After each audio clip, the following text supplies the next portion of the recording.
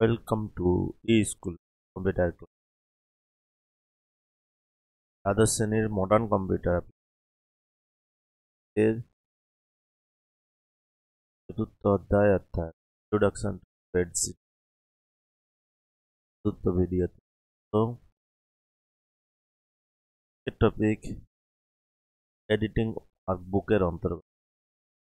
ওয়ার্কবুকে আমরা যে সমস্ত কাজগুলো করি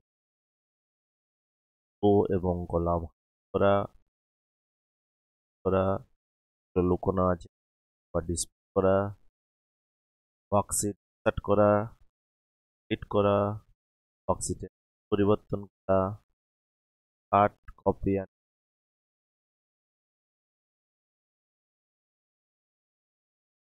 এর আগে ভিডিওতে আমরা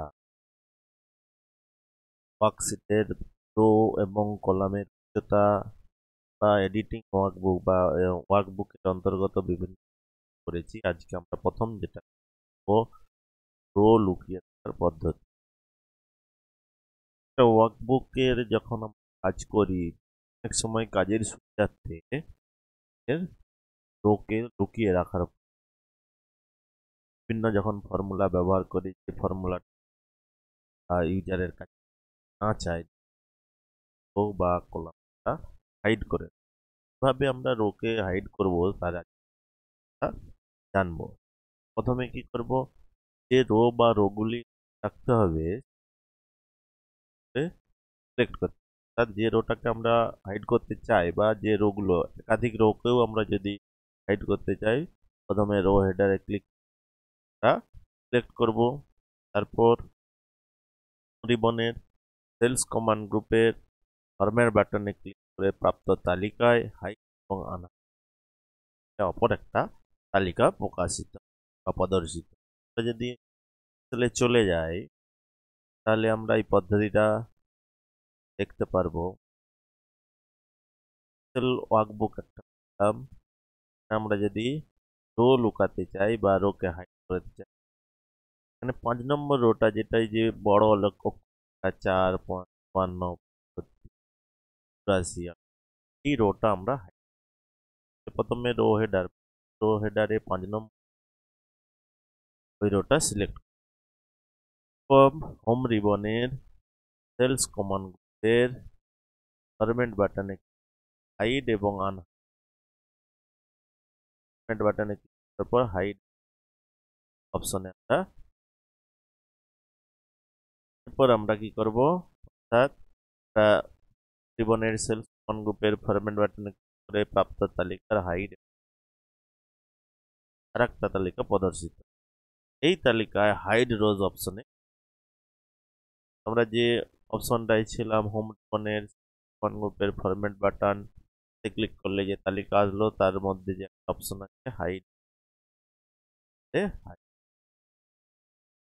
করি হচ্ছে তো 4 নম্বর রো তারপরে আছে 6 নম্বর, অর্থাৎ হাইড হয়ে গেছে বা লুকিয়ে গেছে। কিন্তু এখানে অটোমেটিক ডিলিট বা ইনসার্ট হলে যেমন অটোমেটিক রো এর নাম্বার চেঞ্জ হয়, এখানে কিন্তু হবে না, যেহেতু রোটা লুকানো আছে, লুকানো হাইড করা আছে, সেই রোটা আছে কিন্তু জাস্ট আমরা দেখতে পাচ্ছি না। 5 নম্বর রোটাকে আমরা 4 নম্বর দেখতে পাচ্ছি, 5 নম্বরটাকে আমরা দেখতে পাই। তো আরো একটা বিকল্প পদ্ধতি আছে, আমরা বিকল্প পদ্ধতির সাহায্যেও করতে পারি। কোনো রো সিলেক্ট করা অবস্থায় রাইট মাউস বাটনে ক্লিক করলে একটা টুলবার পাবো আমরা, মিনি টুলবার, তার হাইড অপশনে ক্লিক করলেও কিন্তু ওরা রো বা রোগুলো কিন্তু হাইড হয়ে যাবে। সেটাও আমরা যদি ডাইরেক্ট আমি একটা রোকে বাড়ালাম, একটু বাড়িয়ে নিলাম, তাহলে বুঝতে আমাদের সুবিধা হবে। এই রোটার এর লেখাগুলো আমি একটু বাড়িয়ে নিলাম, তাহলে এই রোটাকে আমরা লুকাতে যাচ্ছি, অর্থাৎ 11 নম্বর রো বা দুটো আমি 11 আর 12 নম্বর রো দুটো রোকে লুকাতে যাচ্ছি। তো এই দুটো রোকে প্রথমে সিলেক্ট করলাম, তো হেডারে ক্লিক করে দুটো রোকে সিলেক্ট করা অবস্থায় রাইট ক্লিক করলাম, একটা মিনি টুলবার আসলো, তার মধ্যে টুলবারের মধ্যে আছে রো এর অপশন আছে, তো হাইড অনলি, এই দুটো হাইড হয়ে গেল। 10-এর পর 13 আছে আমার, 10 নম্বরে ছিল, 11 12 আমরা হাইড করেছি, 13 নম্বর। এইভাবে আমরা যে কোনো রোকে এক বা একাধিক পারি, অথবা কন্ট্রোল 9 কন্ট্রোল টিপে শর্টকাট কি হাইড হয়ে যায়। সাধারণত তাড়াতাড়ির সময় বা কুইকলি করতে গেলে ওই হেডারে ক্লিক করে দ্বিতীয় পদ্ধতিটা অবলম্বন করি, সিলেক্ট করে রাইট মাউস বাটনে ক্লিক করব, তারপরে যে টুলবার আসবে তার হাইড অপশনে হাইড। একই রকম ভাবে আমরা কলাম লুকিয়ে রাখার পদ্ধতি দেখব। এখানেও যে কলাম বা কলামগুলি আমরা হাইড করতে যাচ্ছি করে সিলেক্ট করব, তারপর হোম রিবনের একই স্টেপ, রিবনের সেলস কমান্ড গ্রুপের ফরম্যাট বাটনে ক্লিক করে প্রাপ্ত তালিকায় হাইড এবং আনহাইড মাউস পয়েন্টার আনলে আবার একটা তালিকা প্রদর্শিত হবে। সেই তালিকায় আমরা হাইড কলাম, রো হলে হাইড রোজ, 1 এবং 2 নম্বর দুটো প্রায় একই। রোকে যদি হাইড করি তাহলে রো সিলেক্ট করবো, আর কলামকে যদি সিলেক্ট করি মানে হাইড করতে চাই, কলাম সিলেক্ট করে হোম রিবনের কমান্ড গ্রুপের ফরম্যাট বাটনে ক্লিক করে প্রাপ্ত তালিকায় হাইড এবং একটা তালিকা প্রদর্শিত হবে, তার হাইড কলাম অপশনে কিন্তু সিলেক্টেড রো কলামগুলি হাইড হয়ে যাবে। আমরা এই একই সিটে আমরা যদি বেঙ্গলি যেটা আছে কলামটা আমরা হাইড করতে চাই, বড় করে নিলাম আমাদের সুবিধার জন্য, তাহলে প্রথমে সি কলামটাকে আমরা সিলেক্ট করলাম, কলাম হেডারে ক্লিক করে সি কলাম সিলেক্ট হয়ে গেল। এরপর আমরা হোম রিবনের সেলস কমান্ড গ্রুপের ফরম্যাট বাটনে গেলাম, এখান থেকে যে তালিকা পেলাম তার হাইড অ্যান্ড আনহাইড অপশনে মাউস পয়েন্টার আর একটা টুল লিস্ট খুলে গেল। এখানে আমরা হাইড কলামসে করলেই দেখো সি কলামটা হাইড হয়ে গেল। তারপরে অথবা আমরা শর্টকাট পদ্ধতিতে একই কোনো কলাম সিলেক্ট করা অবস্থায় রাইট মাউস বাটনে করে প্রাপ্ত মিনি টুলবারে হাইড অপশনে কিন্তু সিলেক্ট করা কলামগুলি হাইড হয়ে যায়।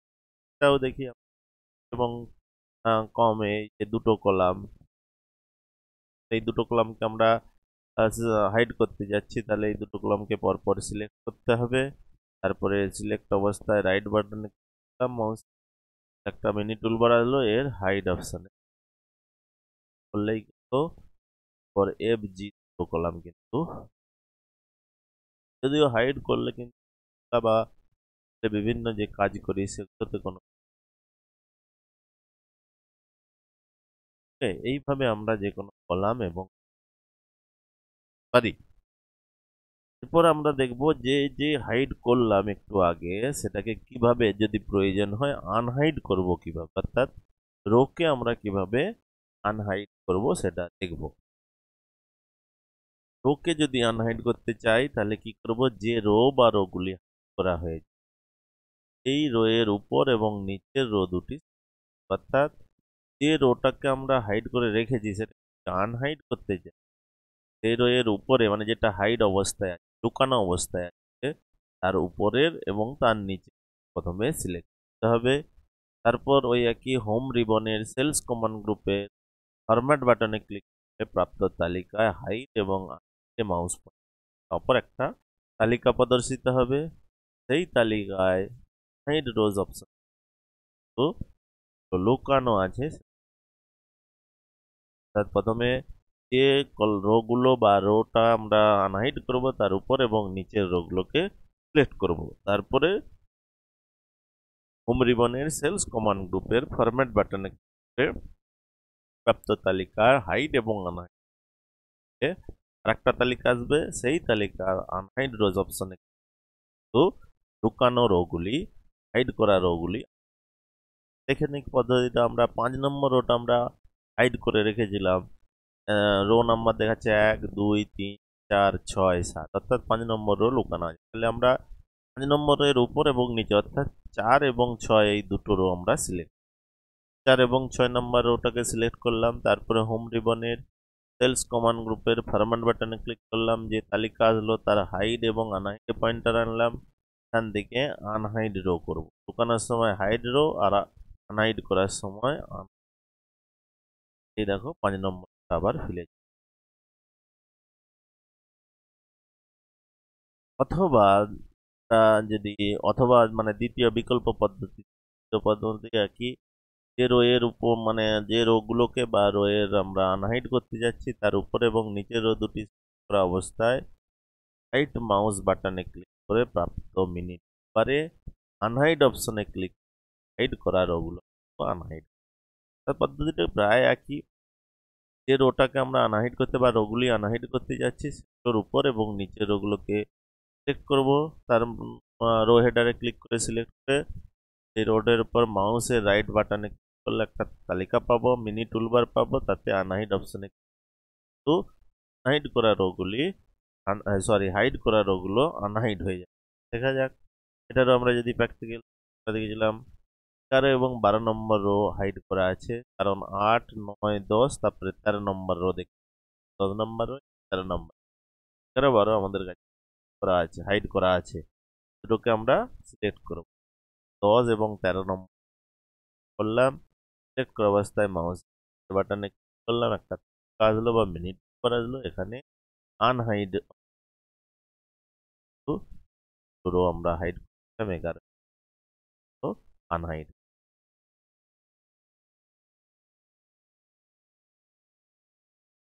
এরপর কলামকে কিভাবে আমরা আনহাইড, এগুলো সব পরীক্ষা থিওরি পরীক্ষায় কিন্তু পদ্ধতিগুলো আসে।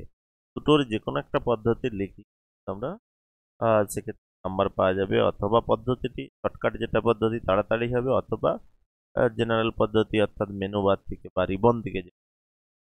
কলাম আনহাইড করার ক্ষেত্রেও কিন্তু আগে যে কলাম বা কলামগুলি হাইড করা হয়েছে এই কলামের আগে এবং পরের কলাম দুটাকে আমাকে সিলেক্ট করতে, রো হলে উপর নিচ আর কলাম হলে বাম পাশ ডান পাশ বা আগের এবং পরের, বলতে বাম দিকেরটা ডান দিকেরটা আগের পরের কলাম দুটা সিলেক্ট করতে হবে।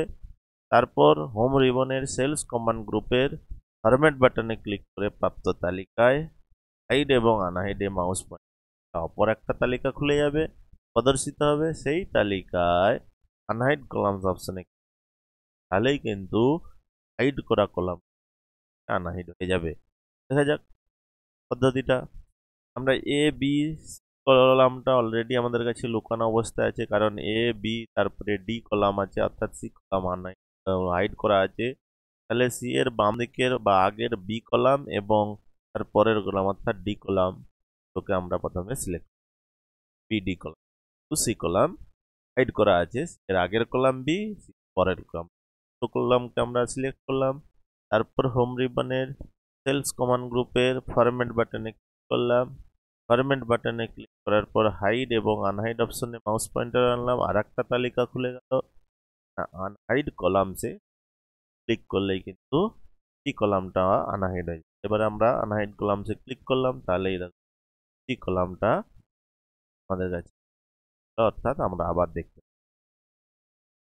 বিকল্প পদ্ধতি আছে একই, ওই যে কলামটাকে হাইড করা আছে তার আগের এবং পরের কলাম দুটো সিলেক্ট করে তার মাউস পয়েন্টার বাটনে মাউসের রাইট বাটনে ক্লিক করলে যে টুলবার পাবো সেই টুলবার আনহাইড অপশনে ক্লিক করলে হাইড করা কলামগুলো কিন্তু আনহাইড হয়ে যাবে। আনহাইড অপশনে যদি আমরা ক্লিক করি হাইড করা কলাম আনহাইড হয়ে যাবে। দেখা যাক এফ জি এইচ অর্থাৎ এফ এবং জি দুটো কলাম হাইড করা আছে, তাহলে এফ এর আগের কলাম অর্থাৎ ই কলাম, এর পরের কলাম অর্থাৎ এইচ এবং এইচ পরপর দুটো কলাম আমরা সিলেক্ট করলাম। সিলেক্ট করা অবস্থায় মাউসের রাইট বাটনে ক্লিক করলাম, একটা তালিকা আসছে দেখতে পাচ্ছ। এই তালিকার আনহাইডে যদি ক্লিক এফ এবং জি তো আনহাইড,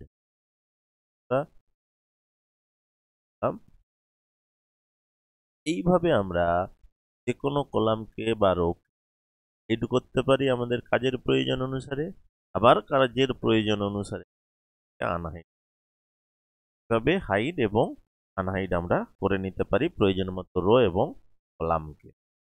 এরপর আমরা যে পদ্ধতিটা দেখব সেটা হচ্ছে ওয়ার্কশিট যুক্ত করার পদ্ধতি, অর্থাৎ একটা ওয়ার্কবুক নতুন ওয়ার্কশিট কিভাবে যুক্ত জানি। একটা নতুন এক্সেল ওয়ার্কবুক যখন খুলি তখন কিন্তু বাই ডিফল্ট তিনটে ওয়ার্কশিট দেখা যায়।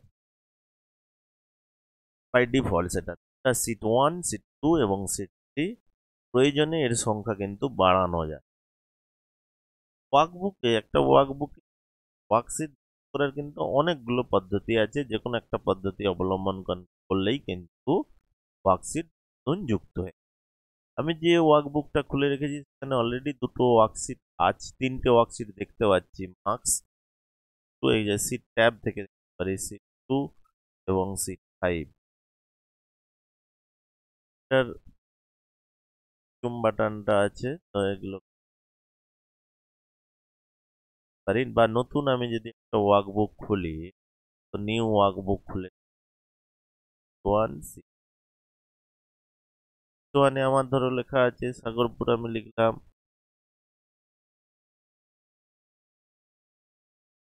সিট 2 এ আমি লিখলাম স্যার, কথাটা স্যার, এবং সিট আমি লিখলাম। তিনটে ওয়ার্কশিট আমার কাছে আছে, অর্থাৎ সিট 1, সিট, এই তিনটে ওয়ার্কশিট বাই ডিফল্ট কিন্তু যে কোনো ওয়ার্কবুক খুললে আমরা পেয়ে যাব। অর্থাৎ এই তিন বাই ডিফল্ট ওয়ার্কশিট আমাদের ওয়ার্কবুকে প্রয়োজনে, আমাদের যদি কাজের প্রয়োজন হয় আমরা কিন্তু একাধিক ওয়ার্কশিট যোগ করতে পারি। ম্যাক্সিমাম 255 পর্যন্ত ওয়ার্কশিট একটা ওয়ার্কবুকে যোগ করতে পারি। এবারে আমরা কিভাবে নতুন ওয়ার্কশিট যোগ করব তার পদ্ধতিটা দেখব। প্রথমে কি করব, ট্যাবের যে কোনো সিট সিলেক্ট করতে হবে। তিনটা যে সিট আছে, সিট 1, সিট, আর যে কোনো একটা সিট করব। এরপর হোম রিবনের সেলস কমান্ড গ্রুপের ইনসার্ট বাটনে ক্লিক করে প্রাপ্ত তালিকার ইনসার্ট সিটে ক্লিক করলে ওয়ার্কবুকে একটা নতুন ওয়ার্কশিট বা সিট F11 যদি আমরা টিপি, তাহলেও কিন্তু একটা নতুন ওয়ার্কশিট যুক্ত হয়ে যাবে। অর্থাৎ যে কোনো জায়গায়, মানে তিনটে সিটের যে কোনো একটা সিট করলাম, তারপরে হোম রিবনের সেলস কমান্ড গ্রুপে গেলাম, আর ইনসার্ট বাটনে যে তালিকা পাবো এই তালিকায় ইনসার্ট করলে ওয়ার্কবুকে কিন্তু নতুন ওয়ার্কশিট যুক্ত হয়। দেখা যাক পদ্ধতিটা। একটা সিট 2টা সিলেক্ট করলাম, সিলেক্ট করে হোম রিবনের সেলস কমান্ড গ্রুপের ইনসার্ট বাটনে গেলাম, যে তালিকা পেলাম সেখানে ইনসার্ট সিটে ক্লিক। ইনসার্ট সিট যদি করি তাহলেই কিন্তু একটা ওয়ার্কশিট, একটা নতুন ওয়ার্কশিট যুক্ত হয়ে গেল। যে সিটটা সিলেক্ট করা আছে তার আগে একটা নতুন হয়ে গেছে সিট 4।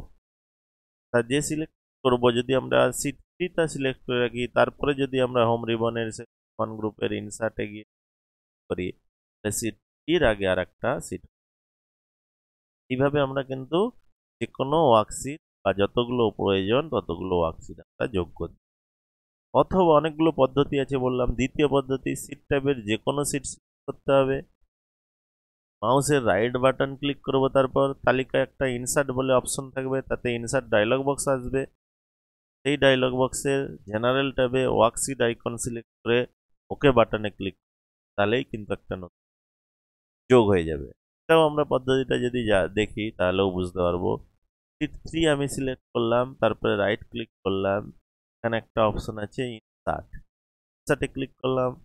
ইনসার্ট একটা ডায়লগ বক্স আসলো, তার জেনারেল ট্যাব, দুটো ট্যাব আছে, জেনারেল এবং স্প্রেডশিট সলিউশন। আমি জেনারেল ট্যাবে ক্লিক করলাম, জেনারেল ট্যাবে ওয়ার্কশিট আইকনে করলাম, করে ওকে করলাম, তাহলেই কিন্তু সিট 6 যোগ হয়ে গেল। সিট 1 এর আগে যদি যোগ করতে যাই, সিলেক্ট করলাম, right click, insert, insert dialogue box আসলো, ইনসার্ট ডায়লগ বক্সের জেনারেল ট্যাবে ক্লিক করলাম, তারপরে তার অন্তর্গত ওয়ার্কশিট আইকনে ক্লিক করলাম, তারপরে ওকে করলাম, তাহলে 7 ওয়ার্কশিট যোগ হয়ে গেল।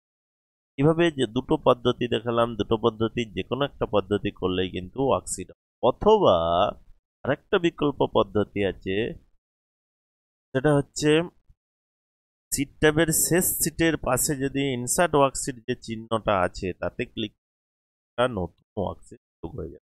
একদম এটা শেষে যোগ হবে, সেই জন্য আমরা ট্যাবের যে শেষ, যেটা এখানে আমরা যে ওয়ার্কবুকটি আমাদের ওপেন করা আছে সেখানে টোটাল 7টা ওয়ার্কশিট আমরা করলাম। 3টা ছিল, 4টা যোগ করলাম। Sheet 7, sheet 1, sheet 4, sheet 2, 5, sheet 6। ট্যাবের যে শেষ সিটটা আছে, অর্থাৎ যেটা দেখতে পাচ্ছি আমরা, সেট থ্রি, লাস্ট সিট হচ্ছে সিট 3। এর পাশে যে আইকনটা আছে এইটাকে আমরা বলছি ইনসার্ট ওয়ার্কবুক। এতে মাউস পয়েন্টার নিয়ে গেলেই আমাদের লেখাটা দেখাচ্ছে ইনসার্ট ওয়ার্কবুক বা শিফট 11। শিফট টিপে যদি F11 টিপি তাহলে নতুন। এই সিট ট্যাব ইনসার্ট ওয়ার্কশিট যে চিহ্ন, এতে ক্লিক করলেও কিন্তু একটা নতুন সিট যোগ হয়ে যাবে। যদি আমি এখানে করি শেষ সিট, আবার যদি এটা সবসময় এখানে কিন্তু সিট সবচেয়ে শেষের সিটের পরেই কিন্তু নতুন ওয়ার্কশিট যোগ হবে। আমরা যতগুলো ক্লিক করবো ততগুলো অটোমেটিক একটার পর একটা ইনসার্ট হয়ে যাচ্ছে। এইভাবে খুব সহজেই আমরা যে কোনো ওয়ার্কবুকের লাস্ট সিটে আমরা সহজেই ইনসার্ট করতে পারি। ওই জেনারেল দুটো পদ্ধতি বললাম, ওই পদ্ধতি ছাড়াও একদম ইনসার্ট ওয়ার্কশিট যে আইকন বা চিহ্ন, ক্লিক করে করে আমরা নতুন ওয়ার্কশিট যোগ করতে পারি। সিট ট্যাবে যে ওয়ার্কশিটটা সিলেক্ট করা থাকবে ইনসার্ট করলে কিন্তু তার আগের সিটে নতুন ওয়ার্কশিট কিন্তু যোগ হয়ে যাবে। এটা কিন্তু মনে রাখতে, যেখানে আমি যোগ করতে যাচ্ছি তার আগেরটা, অর্থাৎ আমি যে সিট সিলেক্ট করবো তার আগে যোগ হয়ে যাবে সিলেক্ট। আমরা যদিও সিটকে এক জায়গা থেকে অন্য জায়গায় আদান প্রদান করে নিতে পারি, অর্থাৎ সিটগুলির স্থান চেঞ্জ করে নিতে পারি।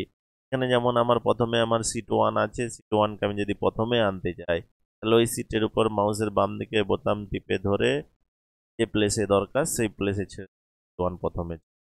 তারপরে সিট 2 আনতে যাচ্ছি আমরা সেকেন্ড পজিশনে, সিট 2তে মাউসের বাম দিকের বোতাম টিপে রেখে লোকেশন অর্থাৎ সিট 1 এর পরে ছেড়ে দিলাম। একই রকম ভাবে সিট 3কে আমি আনলাম সিট 2 এর পাশে। এইভাবে কিন্তু আমি একটার পর একটা সিট সাজিয়ে নিতে পারি বা সিটগুলো স্থান অদল বদল করে নিতে পারি আমাদের প্রয়োজন। 5, 6, 7, 8, 9 ভাবে আমরা কিন্তু সিটের মধ্যে তাদের নিজেদের চেঞ্জ করে নিতে পারি বা অবস্থান পরিবর্তন করতে পারি আমাদের প্রয়োজন অনুসারে। ওয়ার্কশিট মুছে ফেলার পদ্ধতি এখনই আমরা যেহেতু বললাম, যেমন ভাবে প্রয়োজনে আমরা ওয়ার্কশিট যোগ করতে পারি, একই রকম আমাদের যদি প্রয়োজন না হয় সিটটা ওয়ার্কবুকের যে কোনো ওয়ার্কশিট প্রয়োজন না হয়, অর্থাৎ অপ্রয়োজনীয় ওয়ার্কশিট আমরা ওয়ার্কবুক থেকে মুছেও ফেলতে পারি বা ডিলিট করে দিতে পারি। অর্থাৎ ওয়ার্কশিট ডিলিট কিভাবে করা হয় তার পদ্ধতি আমরা এবারে দেখব। যে সিট ডিলিট করতে হবে সিট ট্যাব থেকে সেই সিটটা প্রথমে সিলেক্ট করব আমরা, যে সিটগুলো আমরা ডিলিট করতে যাচ্ছি ট্যাব থেকে সেই সিটটা সিলেক্ট করলাম। তারপর এই অবস্থায় মাউসের রাইট বাটন ক্লিক করে, তাড়াতাড়ি পদ্ধতি এটা, মাউসের রাইট বাটন ক্লিক করে প্রদর্শিত তালিকায় ডিলিট অপশনে ক্লিক করলে একটি ডায়লগ বক্স প্রদর্শিত হবে। এটাকে কনফার্মেশন ডায়লগ বক্স বলা যায়, কারণ আমাদের ভুলবশত ডিলিট বাটনটা টেপা হয়ে যেতে বা ডিলিট অপশন প্রেস হয়ে যেতে পারে। আমি ইনসার্ট করতে যাচ্ছি, ভুল করে ডিলিট অপশনে ক্লিক করলাম, সেই জন্য একটা কনফার্মেশন উইন্ডো আসবে। এই ডায়লগ বক্সের ডিলিট বাটনে ক্লিক করলে কিন্তু নির্বাচিত সিটটা মুছে যাবে। অর্থাৎ আমি যেহেতু সিটে ওয়ার্কবুকটায় ফিরে যাই বুক 1, আমি এই 8 নম্বর সিটটা, এই 8 নম্বর সিটটা যেখানে কিছুই লেখা নেই, আমি কিছু লিখলাম ওয়েস্ট বেঙ্গল,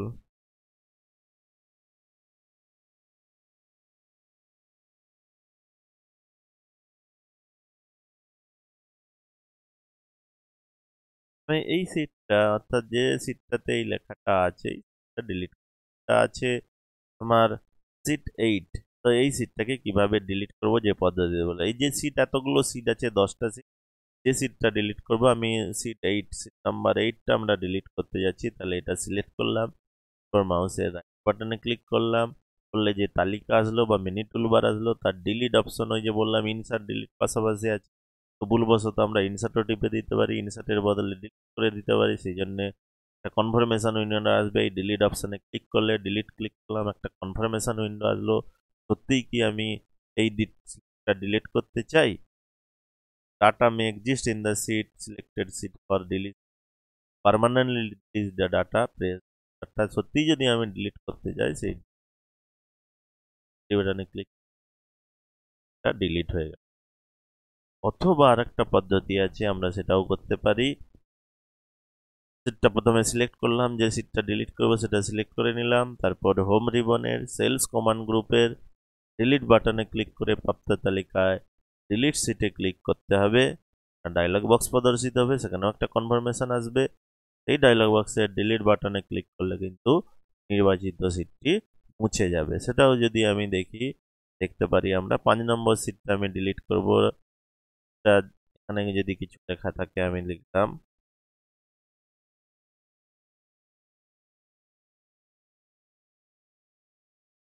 বেঙ্গল।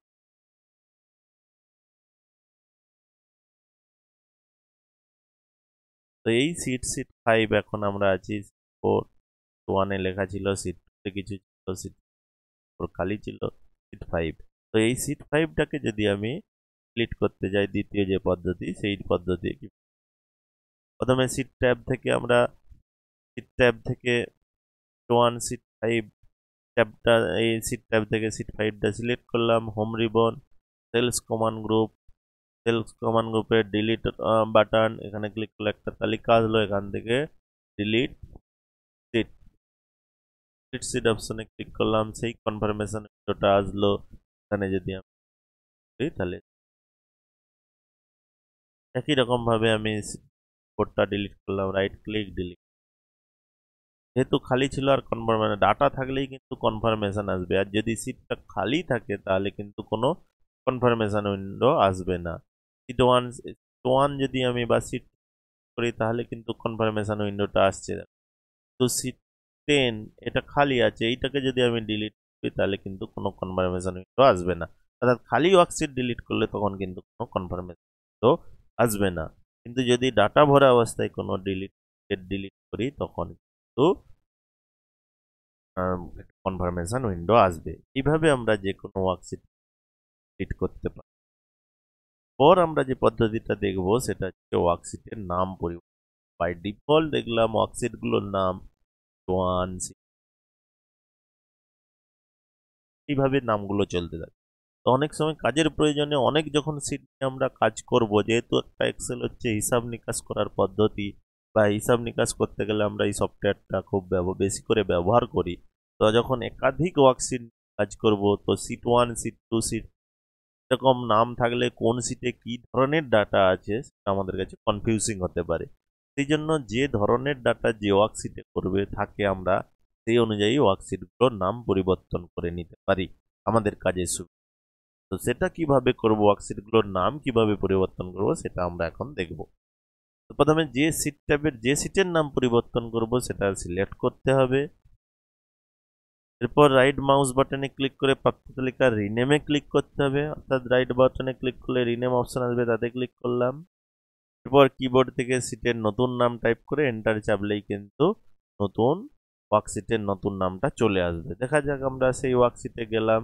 এখানে সিট 1-এ আমি যদি নেম করবো তাহলে সিলেক্ট করলাম সিট ট্যাব থেকে সিট 1, এরপর রাইট ক্লিক করলাম, তালিকা আসলো, এর মধ্যে রিনেম অপশনে ক্লিক করলাম।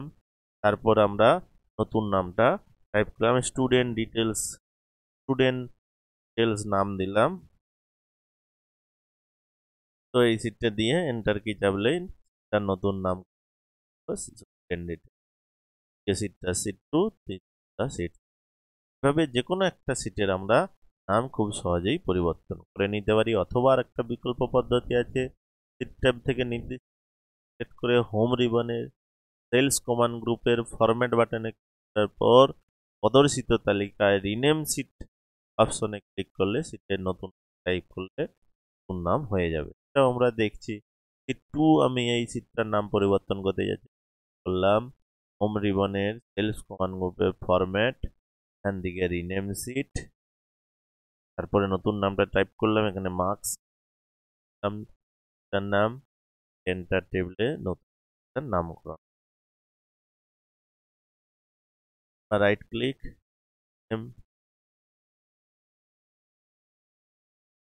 তাহলে 3টে সিটের 3 রকম আমি নাম, মার্কস তারপরে লিস্ট, 3টে সিটের নাম নতুন ভাবে আমরা দিলাম। প্রয়োজন অনুযায়ী আমরা বলছি কাজের সময় যখন হিউজ বা অনেক পরিমাণের ওয়ার্কশিট কাজ করি, আমরা ব্যবহার করি, তখন কিন্তু সিটগুলো রিনেম আমাদের কাজের সুবিধা।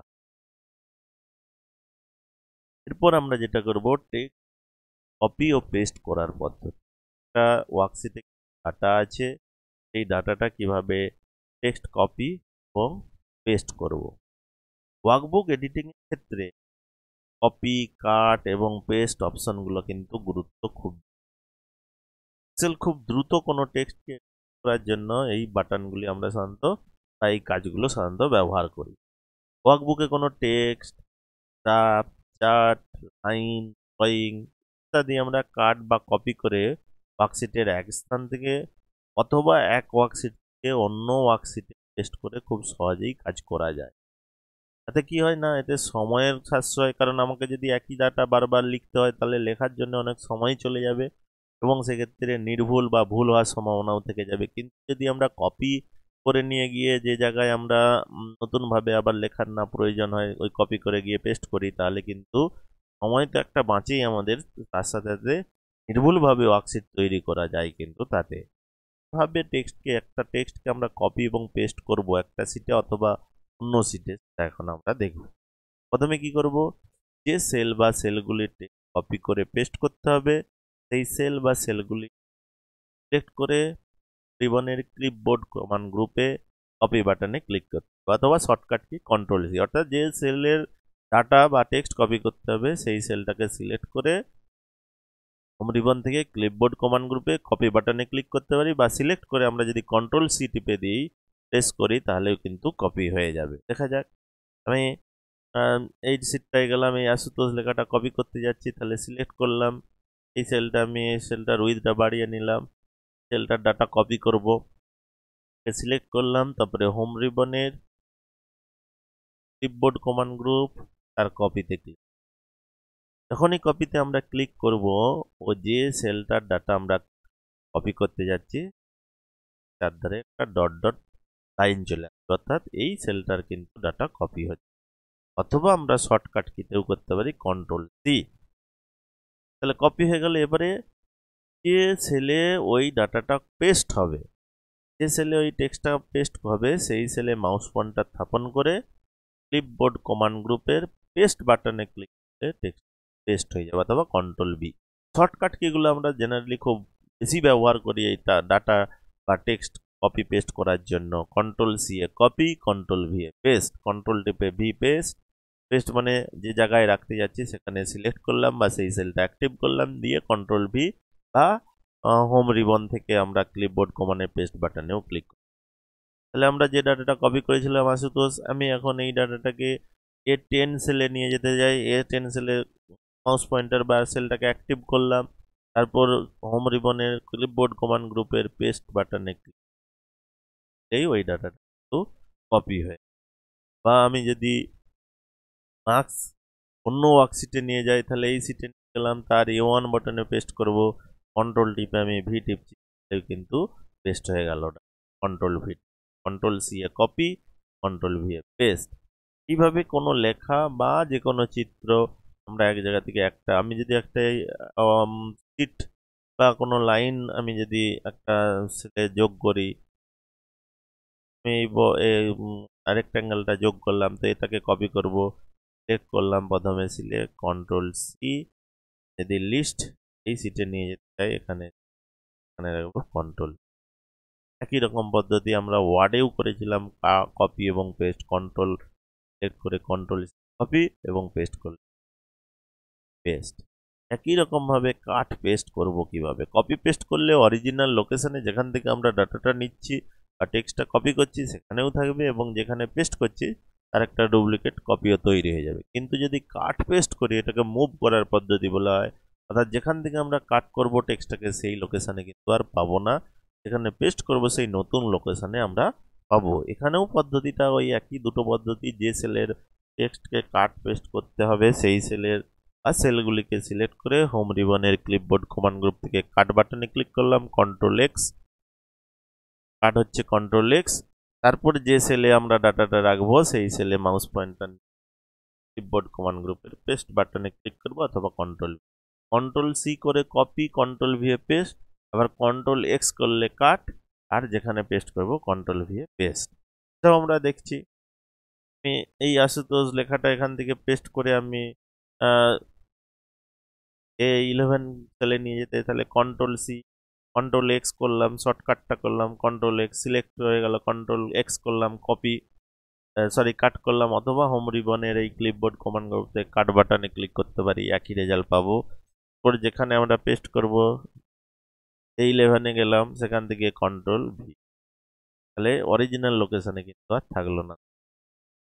এই দুটোকেই যদি আমি একসাথে সিলেক্ট করে কাট কপি করে নিয়ে যাই, তাহলে কন্ট্রোল সি, কন্ট্রোল এক্স আমি কাট করলাম বা কাট বাটনে ক্লিক করলাম, তারপরে স্টুডেন্ট ডিটেলস F4-এ আমি পেস্ট করতে যাচ্ছি, এখানে এসে পেস্ট, তাহলে কিন্তু লিস্ট এখান থেকে পুরো ডাটাটাই কিন্তু স্টুডেন্ট ডিটেল যে ওয়ার্কশিটে চলে গেল।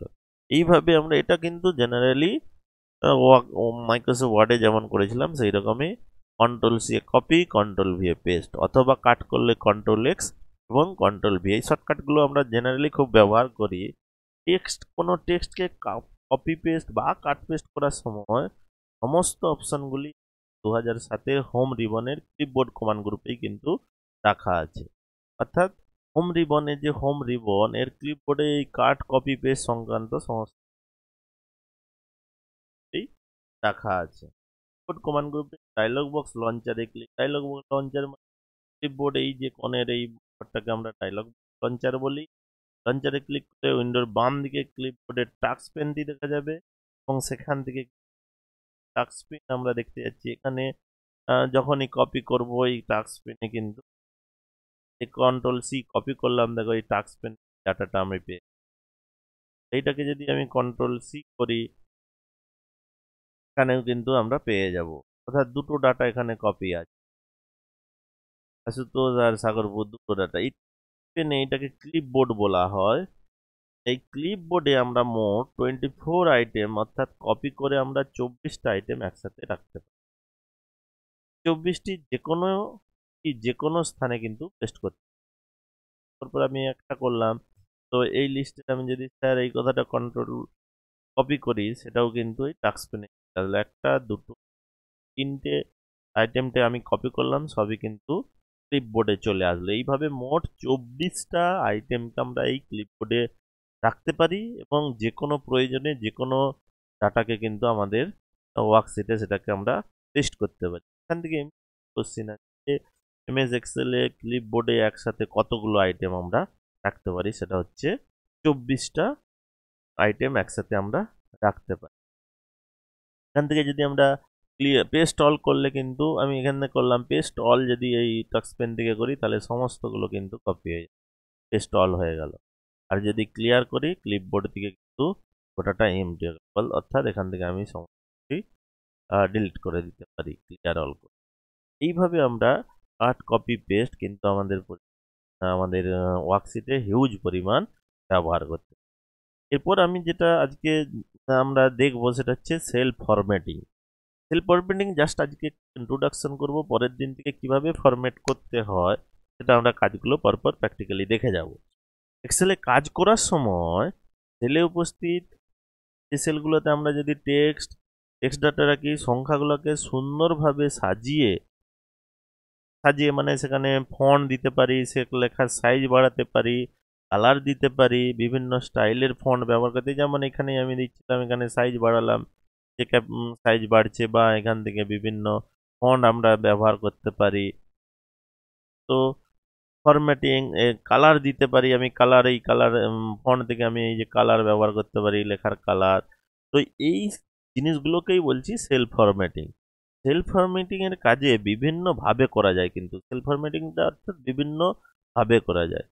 হোম রিবনের ফন্ট অ্যালাইনমেন্ট, এই যে হোম রিবন, এখান থেকে font alignment, number, style, editing, এই যে অ্যালাইনমেন্ট, নাম্বার, কমান্ড গ্রুপের উপস্থিতি যে বিভিন্ন বাটনগুলো আছে, অ্যালাইনমেন্ট বা ফন্টের এই যে বাটন এতগুলো, অ্যালাইনমেন্টের বিভিন্ন বাটন আছে, নাম্বারের বিভিন্ন বাটন আছে, স্টাইলের বিভিন্ন বাটন আছে, এই বাটনগুলির সাহায্যে উক্ত কমান্ডগুলির নিচে ডান দিকে যে ডায়লগ বক্স লঞ্চার আছে সেখান থেকে কিন্তু ফরম্যাট সেল ডায়লগ বক্সে বিভিন্ন number, alignment, font, border, pattern, protection, tab বাটনে বিভিন্ন অপশন ব্যবহার করে ডাটাগুলোর ফরম্যাট আমরা পরিবর্তন করতে পারি। এখানে ক্লিক করলাম, যে ডায়লগ বক্স লঞ্চার, এখান থেকে বিভিন্ন নাম্বার আমরা ফরম্যাট চেঞ্জ করতে পারি, অ্যালাইনমেন্ট, ফন্ট, বর্ডার, প্রোটেকশন ইত্যাদি এই এত ধরনের কিন্তু আমরা ডাটার ফরম্যাট পরিবর্তন করতে পারি। এইগুলো কিভাবে এক একটা ট্যাবের অন্তর্গত অর্থাৎ ফরম্যাট সেলের যে অন্তর্গত সেলগুলোর যে ফরম্যাট আছে তার নাম্বার কিভাবে আমরা ফরম্যাটিং করব বা তার অ্যালাইনমেন্ট কিভাবে সেট করব, ফন্ট কিভাবে সেট করব, বর্ডার কিভাবে সেট করব, ফিল কিভাবে সেট করব, প্রোটেকশন কিভাবে ইত্যাদি কিন্তু কাজ আমরা পরের দিন এই ডায়লগ বক্স লঞ্চার বা ফরম্যাট সেল থেকে রাইট ক্লিক করে আমরা ফরম্যাট সেল ডায়লগ বক্সে আনতে পারি। যে সেলের ফরম্যাট করব তার উপরে রাইট ক্লিক করব করে ফরম্যাট সেল করলেও কিন্তু সেই ফরম্যাট সেল ডায়লগ বক্স আসবে। সেখান থেকে বিভিন্নভাবে সেলগুলোর যে ফরম্যাটিং আমরা পরবর্তীতে করব। আজকে এই পর্যন্ত। That's all for today. Okay.